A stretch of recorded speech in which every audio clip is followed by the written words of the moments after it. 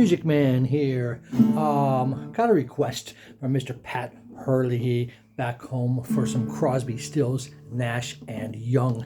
One of the great things about music is you can, as long as you put the time in and the effort on piano or whatever your instrument is, in this case guitar, take the time, learn the chords, get everything nice and tight. Then when you can go back, you have a whole lifetime of coming up with these songs that you used to love, and you kind of know how they go. You just never really played them. So I've never played this one on guitar before, but I promise you, I've heard it 100 times. Hopefully you have too, and you enjoy it.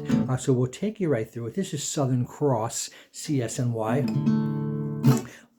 There is a verse, there is a pre-chorus and a chorus, all easy chords, all a lot of A, G, D. In this case, it's an A, and a G, G, and D, D. And that is the verse. When you see the Southern Cross for the first time, hold on to the D. You understand now why you come this way. If you want to go back to the A, you can. 'Cause the truth you might be running from is so small, but it's as big as the promise in the coming day. There you go. A lot of A, D, G, and A on the verse. On the pre-chorus, you might be told that there's a B minor in there, but a G will do the same thing. And you're going to be holding onto that A after the verse into the pre-chorus. It's a A. Think about how many times I have fallen. That's a G, D, G, A. G, G, D, D, G, G, and A.